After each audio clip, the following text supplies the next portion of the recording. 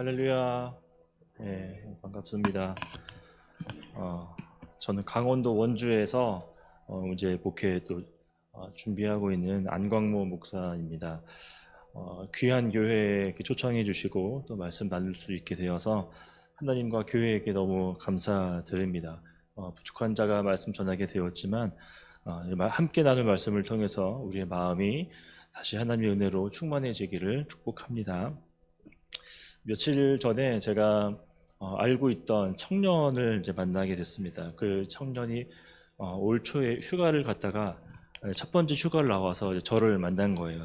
그래서 그 청년과 어떻게 군생을 하고 있는지 또 뭐 근심은 없는지 이런 이야기하면서 어쨌든 신앙 이야기가 나왔는데 그 어릴 때부터 교회를 나왔던 그런 청년이었는데 자기는 이제 신앙이 뭔지 잘 모르겠다 뭐 그렇게 말하면서 솔직하게 이야기를 하더라고요. 신앙이 좋은 게 나쁜 게 뭔지도 잘 모르겠어요. 이렇게 답답해하면서 저한테 이렇게 푸념을 늘어놓았습니다. 저는 그런 질문들을 이렇게 들을 때마다 굉장히 재미있어 합니다. 또 신선해하고 또 돕고 싶은 마음도 생기는데 제가 그 청년한테 이렇게 이야기했어요. 신앙은 다른 게 아니라 관계다 이렇게 이야기하면서 하나님과 너와의 관계이고 또 세상과의 관계이다 이렇게 이야기를 했습니다.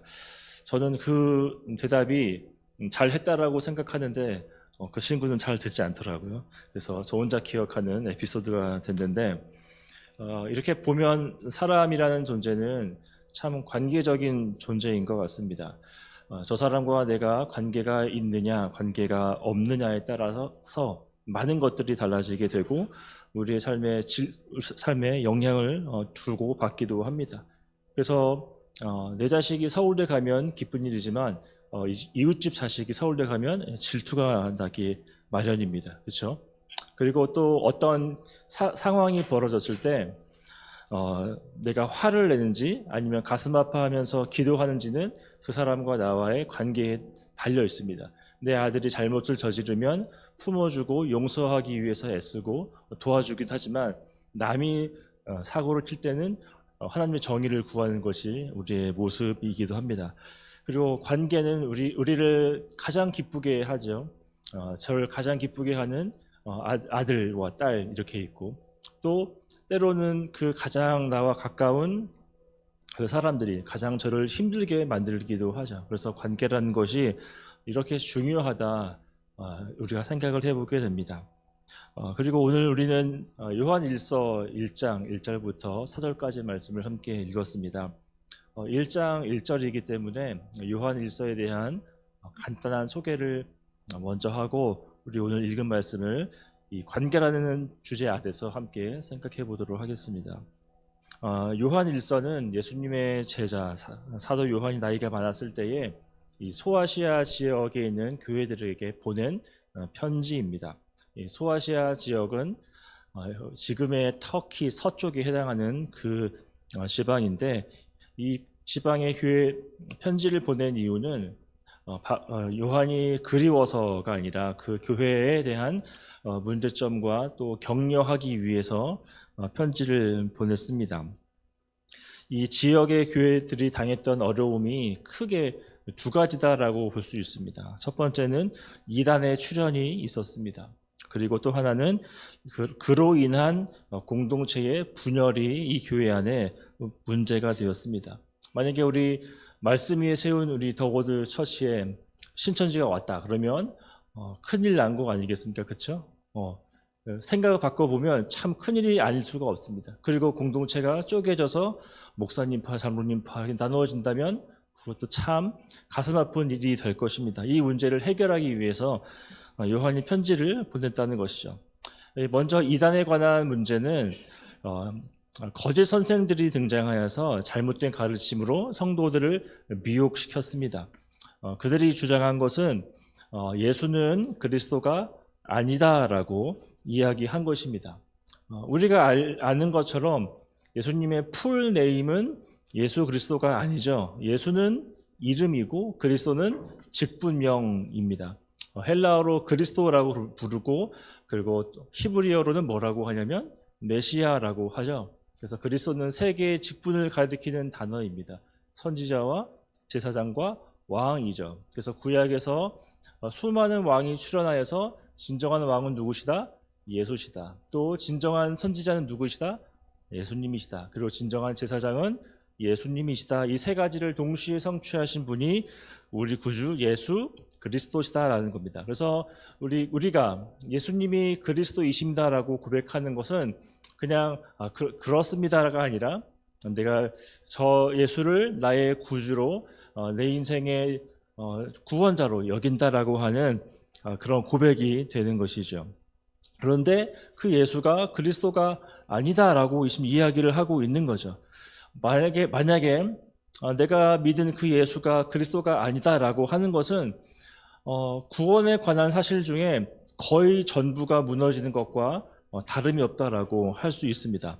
내가 철석같이 믿고 여태까지 의지해 왔던 그 예수가 그리스도가 아니라니 하는 뜻이죠. 다르게 표현하면 이렇게 할 수 있지 않을까 싶습니다. 사실 우리 부모님이 내 친부모님이 아니시다 이러면 놀랄 수밖에 없겠죠. 사실 내 아버지는 이병철이다 이러면은 기쁨과 충격이 있지 않겠습니까? 그와 같은 어떤 혼란과 충격이지 않을까 생각해 보게 됩니다. 자, 그런데 이단들이 그런 조금은 이상한, 조금 파격적인 주장을 한 것에서는 이유가 있습니다. 그 거짓 선생들의 가르침을 잘 보면 그들은 당시에 영지주의라고 하는 잘못된 사상에 빠져 있었습니다. 영지란 말은 지식, 깨달음 이런 뜻인데 그들은 믿음으로 구원받는 게 아니라 지식으로 구원받는다라고 생각을 했어요. 그리고 또 그들의 중요한 사상은 영은 거룩하고 선하지만 육체는 그 반대, 악하고 지저분한 것이다. 그래서 육체를 어떻게 해야 돼요? 금해야겠죠.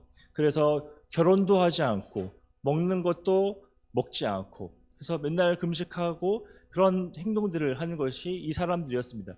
그런데 예수님은 이 땅에 오신 분이시죠. 예수님께는 뭐가 있어요? 육체가 있잖아요. 그렇죠? 예수님은 육체가 있기 때문에 이 영지주의자들 눈에는 예수님은 뭐가 될 수가 없는 거예요? 그리스도가 될 수가 없는 거죠.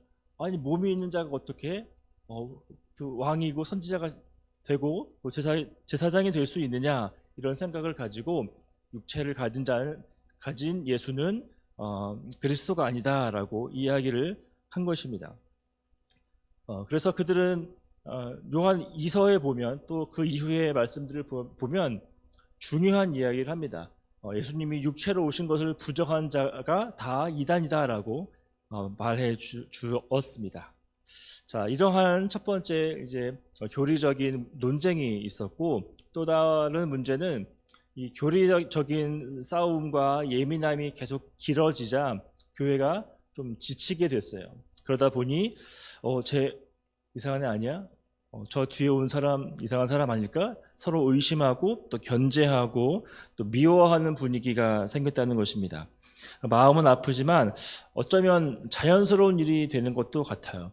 한때 우리 한국교회에 현관문에 보면은 스티커가 많이 붙어 있었어요. 신천지 4절 이런 식으로. 그렇죠? 그 스티커를 보면서 많은 생각을 해봤던 것 같습니다. 이것을 보는 새가족들의 마음은 어떨까? 아니면 또 한편으로는 정말 신천지가 많은가 보다 이런 생각을 했습니다. 참고로 제가 지금 살고 있는 원주는 신천지로 부흥한 동네예요. 그래서 빌립 지파가 있고요. 그리고 이단들이 다 종류로 다 있습니다. 하나님의 교회도 있고 또 신천지도 있고 기타 등등 여러 가지 많이 있습니다. 어쨌든 교회가 진리를 수호하기 위해서 열심히 애를 쓰는데 아이러니한 것은 교회 성도들이 긴장하여 서로를 미워하고 경계했다라는 그것이죠. 그러다 보니 형제자매 사랑하는 것이 약화될 수밖에 없었습니다. 그래서 요한은 진리를 사랑하며 지키지만 또 형제를 사랑하여 서로 또 보듬어주고 진리 안에 하나가 되라라고 이야기를 했습니다. 이 두 가지 주제를 언급하는 것이 바로 요한 1서의 큰 주제라고 할 수 있습니다. 저는 이 두 가지 문제를 가지고 있다라는 것이 참 저에게는 좀 더 크게 다가왔던 것 같습니다. 왜냐하면 우리의 모습에도 이런 것들이 있기 때문에 그렇죠. 여기를 막았더니 여기서 문제가 생기고, 여기를 막았더니 여기가 문제가 생기고, 그런 것이죠. 자, 그리고 교회 사랑하는 것과 형제 이웃 사랑을 동시에 하는 것이 참 힘든 것이구나 또 생각해 보게 되었습니다. 우리에게도 이런 연약함과 또 어려움이 있게 됩니다. 우리의 믿음을 한번 곰곰이 생각해 보면 요즘에 더 많이 그런 것 같은데, 개인의 신앙은 되게 소중히 여기고 또 중요시하는 것 같습니다. 그래서 자신의 내면을 살펴보는 그런 말씀을 보고 또 그러한 찬양을 많이 하죠. 내 마음을 아시는 주님, 뭐 공감하시는 주님, 뭐 이런 식으로 자기 내면을 꼼꼼하게 세우기 위해서 노력 많이 하는 것 같은데 좋은 일이라고 생각합니다. 하지만 소홀한 부분들이 있는 것 같아요. 바로 공동체를 향한 사랑과 헌신과 노력에 대해서는 우리가 별로 많이 기도하지 않는다는 것이죠. 자기 자신을 위해서는 열심히 기도하고 눈물 흘리며 기도하지만 내 옆에 있는 형제와 자매의 기도 제목에 대해서는 알지 못하는 것이죠. 그리고 교회를 위해서 기도하는 것이 낯설고 어려운 시대를 우리가 더 살아가고 있습니다. 파편화되어진 우리의 모습이 어쩌면 지금 이 요한 일서를 읽는 우리들에게 하나 되라, 또 공동체를 내 몸처럼 생각해라 라고 교훈해주고 있는 것 같습니다. 그래서 진리로 하나됨과 그리고 우리가 주 안에 형제요 자매로 모인 이 하나됨을 지키는 것이 쉽지 않고 어렵지만 우리 더워드 교회는 이 싸움을 포기하지 않고 성장하는 우리 은혜가 있기를 축복합니다. 그리고 이제 우리가 4절까지 말씀을 읽었는데 이 요한일서 1장 1절부터 4절은 요한일서의 서론이라고 할 수 있습니다. 이 4절을 보면 예수님이 지금 당장 육체로 오셨다는 것을 말씀하지는 않고 있어요. 그렇지만 이미 이 서론의 말 안에는 예수께서 육신으로 오셨고 하나님의 아들이심을 전제로 하여 우리들에게 이야기하고 있습니다. 그리고 더 나아가서 육신으로 오신 하나님의 아들 예수와 더 가까워지고 더 깊은 사귐으로 우리를 초청하고 있습니다. 자, 이제 우리 성경에 보면 1절부터 4절에 중복되고 또 반복되는 그런 단어들이 있는데 1절에 보면 들은 바, 본 바, 만진 바 이런 말이 나오고 2절에는 보았고 전하고 나타내신 바라는 말이 있습니다. 또 3절 가면 보고 들은 바를 전한다 이렇게 말하며 또 사귐이 있다. 또 4절에서는 기쁨이 충만하게 하려 한다 이런 말이 나오고 있습니다. 이 단어들은 다 경험과 관련된 단어들입니다. 우리가 어떤 음식을 먹었을 때에 그 음식에 대해서 말하는 것과 그 음식을 직접 보고 말하는 것은 다르죠. 누군가에 대해서 그냥 정보를 알고 있는 것과 그 사람과 대화하고 또 같이 생활하면서 얻은 지식은 다른 거죠. 그런 것처럼 우리의 이 신앙은 그냥 그런가 보다 좋은 이야기네가 아니라 내가 정말 듣고 보고 그리고 그 말씀이 내 삶의 전체가 되어서 우리 마음이 움직여지는 것, 그런 신앙임을 알게 해주고 있습니다. 자, 그러면 우리 1절부터 보면 1절에 이렇게 말하고 있습니다. 우리 태초부터 있는 생명의 말씀에 관하여는 우리가 들은 바요, 눈으로 본 바요, 자세히 보고 우리의 손으로 만진 바라 이렇게 말하고 있습니다. 자, 이 말씀 보면 딱 떠오르는 말씀이 혹시 있나요? 네, 딱 있어야겠죠. 네. 이 말씀은 요한복음 1장 1절과 굉장히 흡사합니다. 우리 요한복음 1장 1절을 제가 한번 읽어보겠습니다. 태초에 말씀이 계시니라. 이 말씀이 하나님과 함께 계셨으니 이 말씀은 곧 하나님이시니라. 네. 요한복음 1장 1절과 요한일서 1장 1절이 쓴 사람이 같죠? 네. 거기 보면 태초란 단어가 등장하고 말씀이 나오고 하나님과 함께 계셨다라는 말이 동일하게 등장하고 있어요. 그리고 요한복음에서 말하는 태초에 말씀이 계시니라, 이 말씀은 누구를 말할까요? 우리 성자 하나님이신 예수님을 의미합니다. 그리고 또 이 요한복음 1장 1절은 또 떠올리게 하는 구약 성경이 있습니다. 어디일까요? 태초에 하나님이 천지를 창조하시니라 라고 했던 창세기 1장 1절과도 매칭이 되는 말씀입니다. 그래서 이 말씀을 우리가 말씀이 예수님이심을 기억해 보면서 요한일서 1장 1절 읽어보면 우리에게 밝히 나타나진 것, 우리가 들을 수 있고 볼 수 있고 손으로 만질 수 있는 것은 첫 번째로는 하나님이 지으신 세계라고 볼 수 있죠. 여러분들 밖에 나가면 나무를 만질 수 있고 공기를 느낄 수 있죠. 햇빛의 그 따스함을 우리가 느낄 수 있습니다. 그래서 첫 번째로는 이 보고 느낀 것들은 하나님의 창조하신 것이고, 또 한편으로는 말씀이 예수님이신 것을 생각해 볼 때에 예수님이 바로 우리가 눈으로 보고 듣고 귀로 들을 수 있는 성육신하신 분임을 우리가 알 수 있게 됩니다. 그리고 2절로 가서 2절에 보면은 이 예수님에 대해서 조금 더 설명하고 있습니다. 2절 후반에 보시면 이 예수님이 어떠한 분이라고 하고 있죠? 2절 후반부에 보면 이분은 아버지와 함께 계시다가 우리에게 나타내신 바 된 이이시다라고 말하고 있습니다. 자, 여기를 잘 보면 좋겠는데, 자, 일단 우리에게 나타나셨다라는 것은 예수님이 몸을 입고 이 땅에 오신 것을 말하겠죠. 우리의 육체의 눈으로 예수님을 볼 수 있게 되었다. 말씀이신 분이 말씀이 몸을 입어서 이 땅에 오신 것을 말하죠. 그런데 아버지와 함께 계시다가 성육신하셨다라고 말했으니 예수님이 이 땅에 오시기 전에 예수님은 어디에서 무엇하고 계셨나요? 아버지와 함께 계셨다. 세상이 만들어지기 전에 그 성자는 성부와 함께 계셨다라는 것을 우리가 추측해 볼 수 있죠. 그렇죠? 자, 그리고 또 말씀 한 군데 더 봤으면 좋겠습니다. 우리 요한복음 17장 24절 말씀입니다. 요한복음 17장 24절.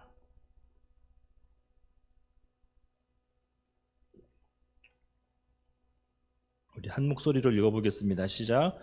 아버지여, 내게 주신 자도 나 있는 곳에 나와 함께 있어 아버지께서 창세전부터 나를 사랑하심으로 내게 주신 나의 영광을 그들로 보게 하시기를 원하옵나이다. 자, 예수님의 기도는 혹시 성경에 어디서 나오는지 아세요? 예수님의 기도? 주기도문 나오죠? 기도를 가르쳐 주셨으니까. 또 하나가 여기입니다. 요한복음 17장이 예수님의 기도예요. 십자가 지시기 전에 자신을 위하여, 제자들을 위하여, 또 성도들을 위하여서 기도하시는 장면이 요한복음 17장 24절인데, 지금 예수님이 십자가 지시기 전에 무슨 기도를 하고 계신가 보면 우리가 힌트를 알 수가 있습니다. 자, 여기 보면 중간에 보면 아버지께서 창세전부터 나를 어떻게 하셨다? 사랑하심으로 라고 되어 있어요. 자, 그러니까 예수님이 세상이 만들어지기 전에 성부와 함께 계셨는데 그 성부가 성자를 사랑하고 계셨고 성자는 그 성부의 사랑을 기쁨으로 누리고 계셨다라고 지금 우리가 알 수 있게 되는 것입니다. 자, 이 증거가 무엇이냐면 여기뿐만 아니라 우리 예수님 세례 받으신 거 기억하시죠? 예수님이 세례를 받으실 때 삼위 하나님이 다 드러나시는데 성자는 세례를 받고 계시고 또 성령은 비둘기같이 임하죠. 그리고 성부는 하늘에서 뭐라고 말씀하시냐면 내 사랑하는 자다라고 이야기를 하셨습니다. 내 사랑하는 아들이다 이렇게 말씀을 해주셨죠.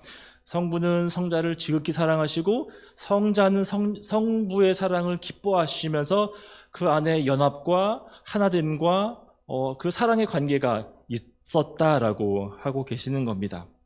그리고 성자가 성부의 사랑을 기뻐했다는 증거가 무엇이냐? 빌립보서 우리 2장 8절에 보면 아주 잘 나와 있습니다. 조금 뒤로 가서 빌립보서 2장 8절 말씀을 보도록 하겠습니다. 함께 읽겠습니다. 사람의 모양으로 나타나사 자기를 낮추시고 죽기까지 복종하셨으니 곧 십자가에 죽으심이라. 아멘. 예수님께서 사람의 모양이 되신 것은 아주 비천해지신 상태로 내려가신 거예요. 하나님이신 분이 사람의 모습이 되다니, 그렇죠? 아주 비천해지신 자리에 내려가신 거죠. 그런데 또 그 다음 말씀을 보면 죽기까지 복종하셨다. 네. 복종은 어떻게 하면 할 수 있나요? 협박하고 위협하면 복종할 수 있나요? 네. 그럴 수도 있겠죠. 하지만 사랑하는 사람에게 복종할 수 있습니다. 예수님이 지금 성부의 그 구원 사역을 이루기 위한 분으로 성자께 지금 성육신하셔서 구원을 성취하시기 위해서 보내셨고, 그것에 사랑으로 또 응답하심을 우리가 지금 보게 되는 것입니다. 자, 그러면 지금 우리 본문 2절 말씀이 강조하는 것이 무엇인가 다시 생각해 본다면, 자, 1절에서는 우리가 볼 수 있었던 것이 하나님이 만드신 세계이며 또 성육신하신 예수님이었다면, 2절에서는 성부의 사랑을 받으신 예수님임을 우리에게 알려주고 있습니다. 그러니까 지금 요한은 예수님이 육신을 가지고 계심을 이미 증거하면서 그 육신을 입으신 예수님은 창세 전에 성부의 사랑을 받으시며 계셨다라고 말씀해주고 있죠. 그리고 나서 3절과 4절을 보면 예수님 안에 있는 우리에게 하나님과의 사귐과 그로 인한 기쁨으로 초대하고 있음을 알 수 있습니다.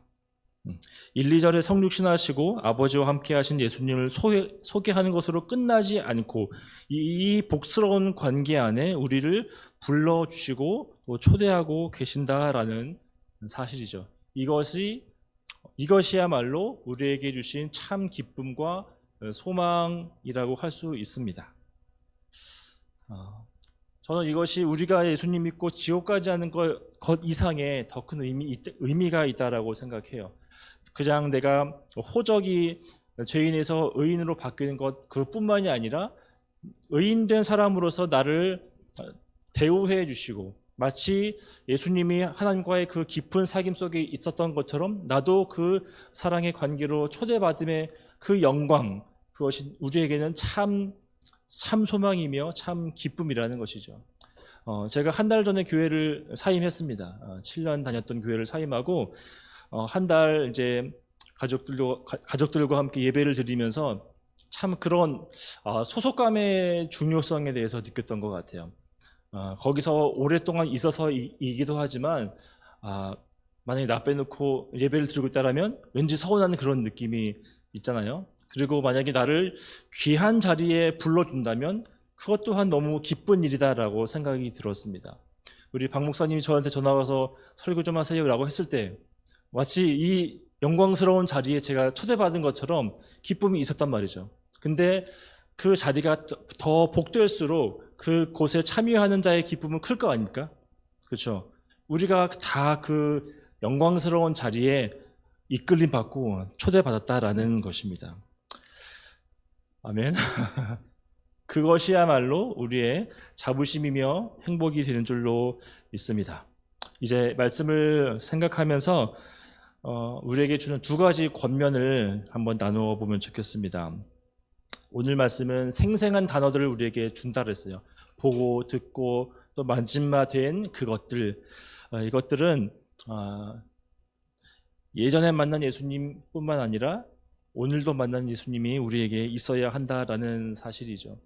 하나님은 우리가 어릴 때나 또 나이 들었을 때나 힘들거나 잘 될 때나 어느 곳에 있든지 무엇을 하든지 여전히 우리의 하나님이 되시고 또 지금도 우리와 만남과 또 교제하시기를 원하십니다. 이사야서 46장 4절에서는 이렇게 말씀하십니다.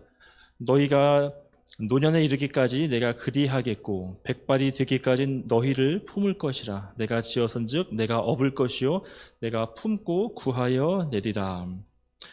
하나님께서 이처럼 우리와 오늘 지금 당장 만나기를 원하고 계십니다. 여러분, 예수님을 추억 속에 가두지 마세요. 옛날에 만났던 그 뜨거움, 그 기쁨, 그것이 아니라 오늘도 지금도 나에게 주시는 하나님의 세미한 음성이 우리 속에 날마다 고백되어지기를 소망합니다. 그 일을 위해서 우리가 노력했으면 좋겠어요. 매일매일 말씀 한 줄이라도 읽고 작게나마 기도하는 습관이 우리를 살아있는 매일의 만남의 신앙으로 만들어 줄 것입니다. 두 번째로는 그 만남이 하나님과의 영원한 사귐으로 더 이어져 가기를 바랍니다. 그러니까 일방적으로 하나님 다 이래요 저래요 뿐만 아니라 하나님의 음성을 들으며 또 그분의 그 심정을 우리가 헤아릴 수 있는 그런 사람들이 되어야 한다는 거죠. 하나님의 구원은 너무 넓어서 짧게도 말할 수 있지만 아주 한 학기 동안도 이야기할 수 있는 큰 스펙트럼을 가지고 있습니다. 우리는 종종 예수님의 대속으로 나 이제 죄 용서받고 지옥 가지 않는다. 여기에서만 멈추는 사람들이 있는 것 같아요. 주일날은 조금 이제 홀리했다가 나머지 그 평일들은 할 것도 하지 말아야 할 거 하고 해야 할 거 안 하고 살면서 다시 교회 와서는 주님 저 살려주세요. 이런 어떤 맨날 죄인과 의인 사이에서 왔다 갔다 하는 그런 것이 아니라 하나님이 원하시는 것은 성장하고 성숙되어지는 것이죠. 하나님께서 우리를 살려내신 이후에 하나님의 자녀답게 만드시기를 원하고 계시는 거죠. 아기가 태어나면 자라죠. 우유를 먹었다가 이유식을 먹었다가 밥을 먹었다가 또 이제 효도하고 그런 거 아닙니까? 근데 아이가 안 자라 그러면 어딜 가요? 병원 가잖아요. 우리도 그렇게 해야 되죠. 우리의 성숙함이나 우리의 또 하나님을 아는 지식이 더 깊어져야 하고, 예전에는 하나님이 나에게 뭔가 주셔야만 내가 기뻐했는데 그것이 없어도 이제 이거 없어도 나는 주님을 기뻐합니다 라고 고백할 수 있는 것이 하나님의 구원 계획 안에 있는 것이고 지금도 우리에게 집요하게 요청하고 계시는 것입니다. 여러분, 자부심을 갖기를 바랍니다. 하나님이 예수님을 사랑하시듯이 하나님은 여러분을 사랑하고 계세요. 그냥 이만큼 사랑하신다가 아니라 배운 사람들은 하나님이 예수님을 사랑하신 것처럼 나도 그런 사랑을 받고 있습니다 라고 고백해야겠죠. 그러니까 하나님이 여러분을 얼만큼 귀하게 여기시죠? 하나님이 예수님을 귀하게 여기시는 것만큼이죠. 여러분의 그 몸값은 얼마입니까? 여러분의 그 몸값, 값어치가 얼마큼 될까요? 예수님의 몸값이 여러분의 몸값입니다. 왜냐하면 예수님이 죽으셔서 여러분을 샀잖아요. 그렇죠? 그렇기 때문에 여러분들이 이 말을 잘 기억함으로 하나님께 더 담대히 나아갈 수 있었으면 좋겠습니다. 우리는 복된 사귐으로 부름 받았습니다. 사람은 가치가 있는 존재이기도 하지만 다른 사람과의 관계 속에서 살고 또 공동체 안에 있어야 나라는 존재도 있기 때문입니다. 그래서 모든 사람은 공동체에서 태어나고 또 자라고 공동체에서 죽습니다. 소속감은 참 중요한 것입니다. 하나님도 우리를 한 사람 한 사람 성령으로 믿음 주셔서 구원해 주셨으나 하나님은 교회라는 공동체도 우리를 불러 모으셨어요. 한 사람이 여기서 아프거나 때로는 보이지 않는다면 우리 박 목사님의 심령이 무너지는 거죠. 그렇게 소중한 여러분들입니다. 그리고 우리는 때때로 성숙하지 못한 교회들의 모습을 보면서 상처받기도 하고 실망하기도 하지만 어느 교회를 가봐도 완벽한 교회는 없습니다. 여러분, 그러므로 우리가 더 공동체를 향한 사랑, 하나님을 향한 사랑으로 더 나아가기를 바랍니다. 우리가 그분 안에 있으면 우리가 누릴 수 있는 최고의 복과 위로와 격려가 될 것입니다. 우리 청년들이 찬양하는 거 보고서 참 놀랐습니다. 예. 어떻게 여기 와서 이렇게 아름다운 찬양할 수 있을까 부럽고 좋았는데 하나님이 내 아버지가 되시고 내가 그분의 자녀가 맞다면 그것만 확신한다면 뭐가 두려울까, 뭐가 외로울까, 뭐가 그렇게 초라하게 생각할까 그런 마음이 들었습니다.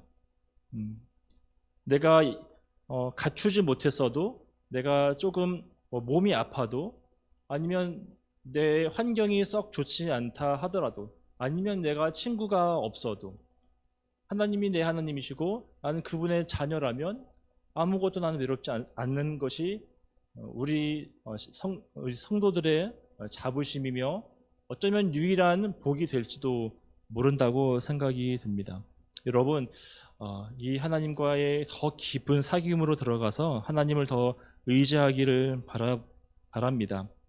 그래서 기쁨과 신실함을 잃어버린 이 시대에 하나님과의 참 사귐으로 회복되어져서 주님을 더 의지하고 찬양하는 사랑하는 모든 지체들 되시기를 예수 그리스도의 이름으로 축복합니다.